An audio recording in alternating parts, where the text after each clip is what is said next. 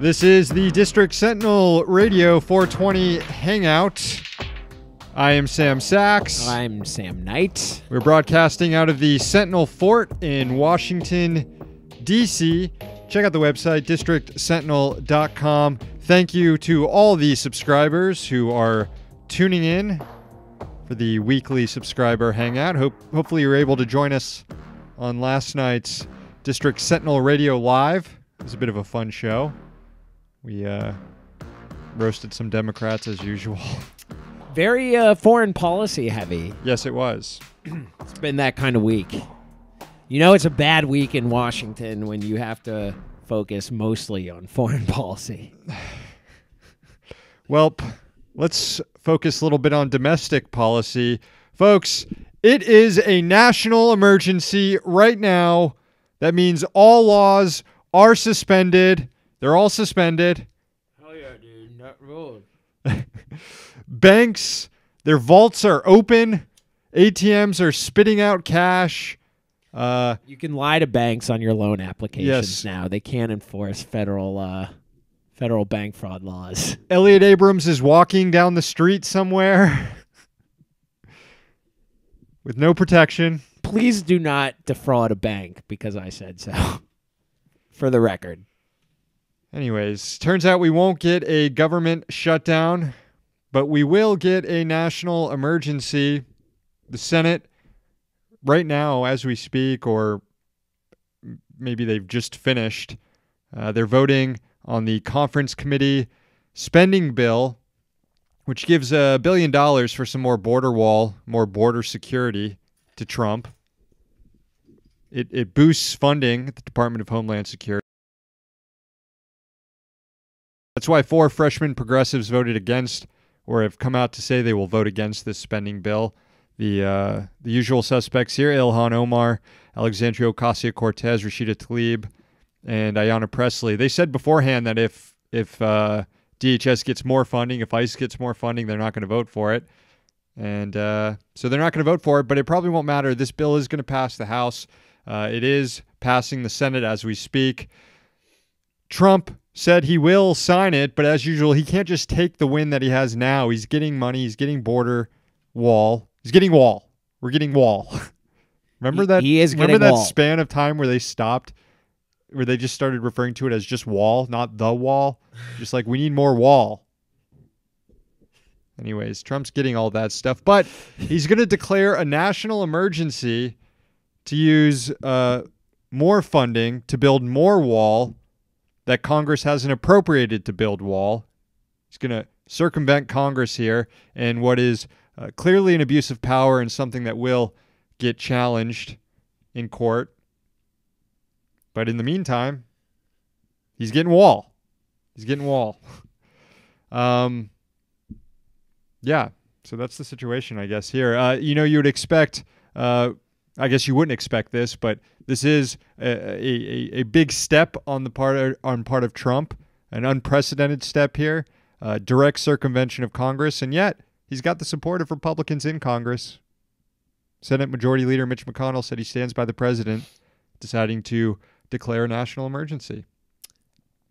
As he always does. I have a feeling we're not going to see any movement on that Yemen resolution. Oh, gosh. After today. I know the general tendency is to think that everything is bad and getting worse, and that's usually correct. I don't know if the courts will uphold this. Yeah, they will. Of course they will. Yeah. I guess Nicole Wallace, as we were walking in here, who, by the way, put forward the theory that Trump is declaring a national emergency just to distract from some Paul Manafort verdict somewhere. As though the government shutdown isn't looming tomorrow, and as though Trump has been threatening to declare a national emergency for months on this issue. Waiting to hear what the next procedural motion in the Paul Manafort trial will be, but anyway, here comes Trump, the 12D chess player. Anyway, she was saying that, it's not a good sign for your policy if you're banking on a 5-4 Supreme Court decision to uphold it. It's like, looking at the Supreme Court nowadays, it is a good sign. Yeah, that's That's ridiculous. I'm not confident that the Supreme Court will put a check on Donald Trump in this issue. Well, it's like saying, to make some sort of sports analogy, that's like saying defensive teams don't like winning 1-0. Of course they do. That's their bread and butter. Yeah. Big news out of New York. That's right. Amazon is not going to sink its tentacles into Queens. The company said in a statement that it is abandoning its plans to build in the borough after, quote, a number of state and local politicians have made it clear that they oppose our presence and will not work with us to build the type of relationships that are required to go forward with the project. Look, they just aren't getting enough fucking bribes, tax bribes. Exactly. They're getting tons of stuff. Amazon is getting enormous benefits going to New York, but not quite enough. Not quite enough. So, not quote going forward with the project, and many others we envision in Long Island City. People in Long Island City must be going fucking crazy tonight. Yeah, they deserve it. They should go out to their favorite shitty bar and just get plastered because they have dodged a major bullet, and good for them. That's impressive that state and local officials and local activists there did something about it. But guess what sucks? The D.C. area. Yeah. I mean, in New York, this was polling well. Even people didn't really fully understand. If you told people that how much money their city was losing to bring Amazon here, I'm sure it wouldn't poll as well. But for the most part, people wanted Amazon there because they're like, oh, great jobs, tech, this is good. Well, if there's one place where the desire to stop corporate giveaways goes to die, it's Northern Virginia. Yeah, but I'm just saying that like to mount a campaign as people in New York did, against Amazon in the face of skewed public support for this, and to get enough lawmakers to not give over all the goods to bring Amazon here. Good work. Yeah, maybe there is hope for this area, but as of now, reading from NBC4, the local NBC affiliate, quote, Amazon said HQ2 plans in the Crystal City neighborhood of Arlington, Virginia will proceed as planned. Nothing has changed, Arlington County Board Chair Christian Dorsey said in a statement Thursday. After speaking with an Amazon representative earlier today, we have confirmed that we are moving forward as planned with Amazon's upcoming headquarters in Arlington. So that sucks. The whole area is about to get fucked because none of these highly paid pricks are going to want to live in Northern Virginia. They're going to live wherever they can, all over the city. And everyone's getting fucked. Everyone in D.C., mainly people of color and poor people. But it's like basically everyone but Amazon is getting fucked. It's like taking a wad of shit and just throwing it at Alexandria on the map. And where all the splatter is where all these Amazon pieces of shit are going to be moving to. We're going to get kernels of fucking corn and peanuts up in Tacoma Park. You should tilt your camera up because it makes you look really short on the show today. You've got a lot of headroom here. Max headroom. Yeah, we'll leave it. Yeah, I guess it's not too bad. Whatever. By the way, also file under the DC area is getting fucked. Maybe. Well, not really on this story, I don't think, but it is of a similar vein because yesterday Google said they want to double their workforce in Northern Virginia.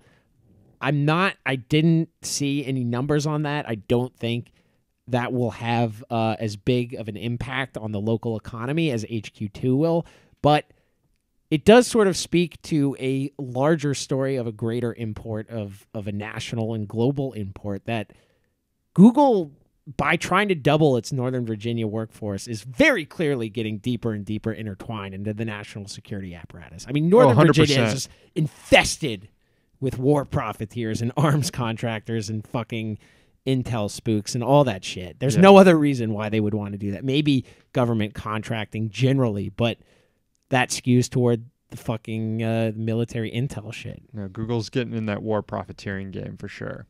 What do we got? There's no longer a scam artist heading up the Justice Department. No, instead of your typical... Now we just have your typical swamp cop there. Bill Barr was confirmed and sworn in as Attorney General.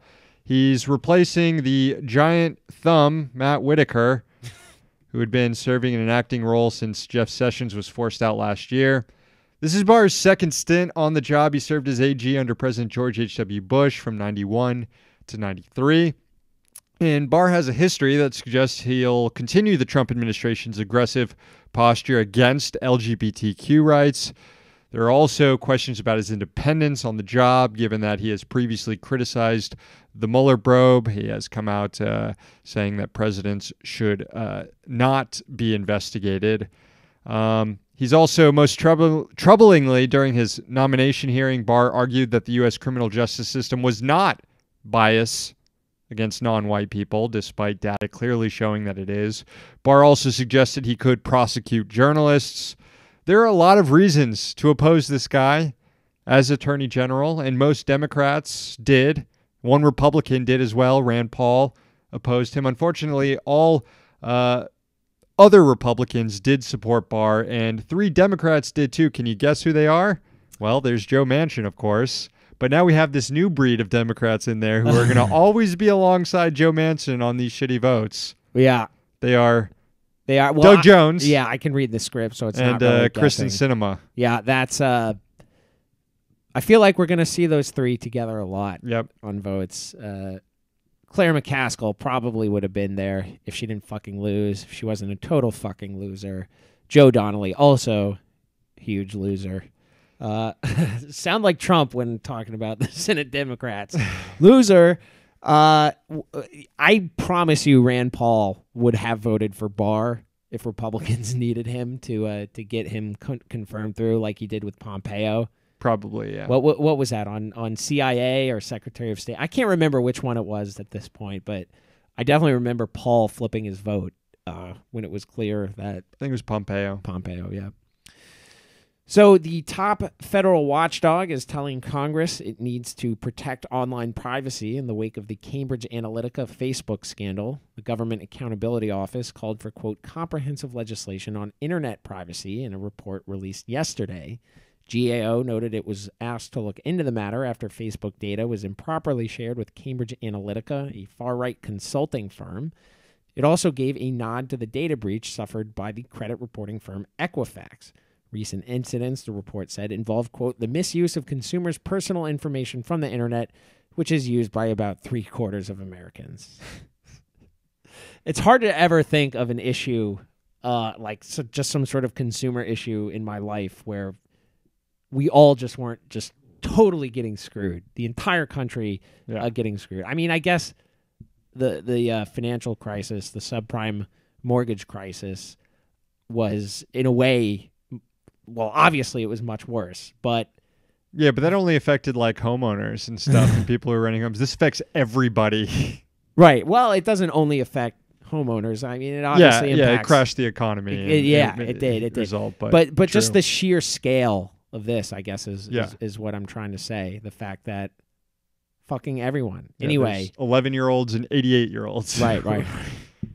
So one reason why this serial privacy violation thing that's going on may be happening, according to the Comptroller General, is that agencies can't do enough in response to privacy breaches without action by Congress. The study involved the review of FCC and FTC privacy enforcement actions and interviews with agency staff, ex-commissioners, and, quote, officials from other federal oversight agencies. GAO also talked to industry stakeholders, including consumer advocates and academics. So basically, the next time some obscure company loses financial data on half the country, blame Congress, because they've been warned. They need to fucking do something about this. We got another oversight report. The Education Department's Inspector General released an audit of the Federal Student Aid Office. Let me just read the objective of the audit. Quote, the objective of our audit was to determine whether federal student aid had established policies and procedures to mitigate the risk of servicers not servicing federally held student loans in accordance with federal requirements. In other words, the audit was to determine if the Education Department is effectively protecting students from scammers in the student loan industry. And the results of the audit, they are not. FSA's oversight activities regularly identified instances of servicers not servicing federally held debt loans in accordance with federal requirements. So it's rampant.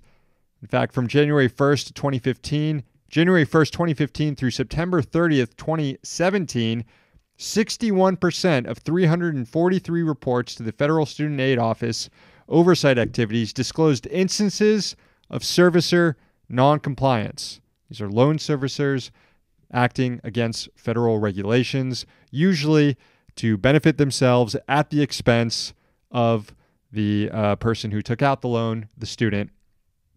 So services are scamming students all the time, and the Federal Student Aid Office knows this. Unfortunately, the IG found that the FSA is tracking these non-compliance issues to determine if there's a pattern of abuse. Excuse me, they're not tracking. They're not tracking these non-compliance issues. That's the problem.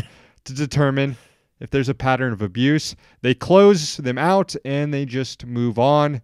The IG also found that the Federal Student Aid Office management rarely used available contract accountability provisions to hold servicers accountable for instances of non-compliance. So they're not punishing any of these servicers with the tools that they have. Bottom line for servicers, quote, FSA's not holding servicers accountable could lead to servicers being paid more than they should be. So I think these guys are going to police themselves.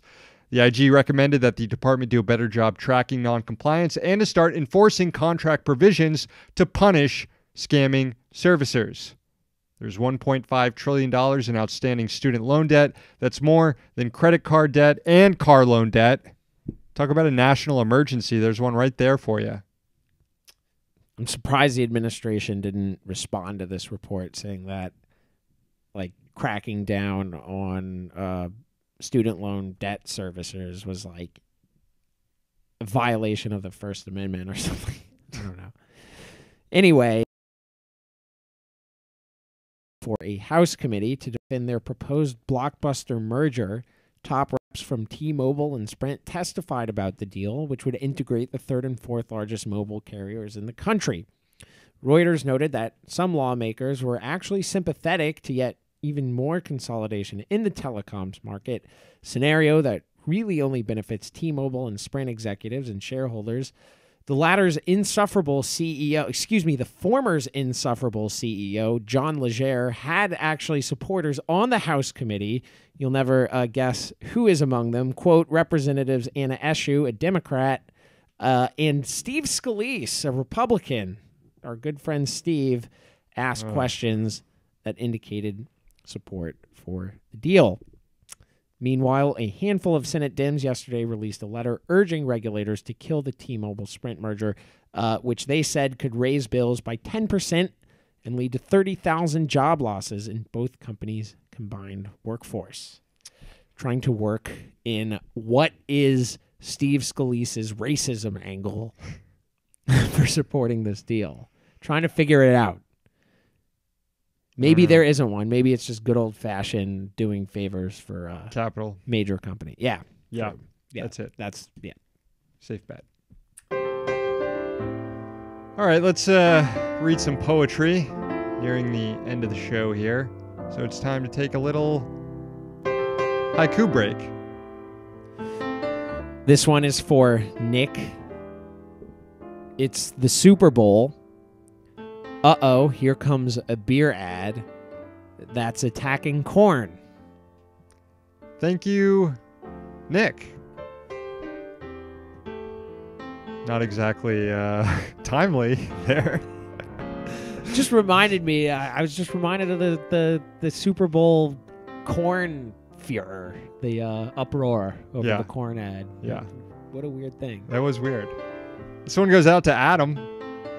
Dingle lies in state. Let's abolish the Senate. Grant him his last wish. Thank you, Adam. Not a bad idea. Finally, this is for Daniel. One day they will ask, Grandpa, were you there online standing for Ilhan? I was. So was I. Thank you. Sonny Jim. Thank you, Daniel. We got some chat in the chat. What do we got? Got Bobby saying because of Amazon HQ2, the Sentinel Fort is going to have to move out to Reston. We are not going to Reston. We're not going to Reston. I can promise you that. I can promise you there are at least 3 other places, well, 4, including the cold, hard ground, where I'd rather go than Reston, Virginia. Randall says, what Patreon level to get the Sams to evaluate multiple prepper bucket foods on live stream? I don't know. I mean, just pay for the bucket. Yeah, pay for the buckets. We will try them. We'll probably send them to us. Send them. Here's the Sentinel address. P.O. Box 43106, Washington, D.C., 20010. Send us prepper kits. We'll try them on air and let you know how good they are. Bill says need to bid out Sentinel Fort 2. Luke says prepper fort, maybe. You can never be too safe when it comes to that sort of stuff. The Patriot bucket for what's wrong with like just stocking up on canned soup and canned food? Canned food is the good prepper food. It's like you don't need. I think they package it in a way that doesn't take up much room. It's also freeze dried. Some of this stuff is freeze dried stuff. Yeah, that's true. Well, that's the show. Thank you for subscribing. Thanks to our sponsor, the Congressional Dish Podcast, hosted by Jen Briney. Find it at congressionaldish.com. We're back next week. We're in D.C., so you don't have to be. And remember, if it's a national emergency, all laws are suspended. That's right, folks. You can do crimes.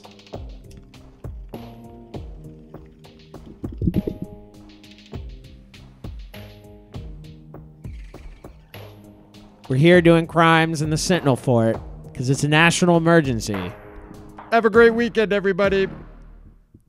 See y'all.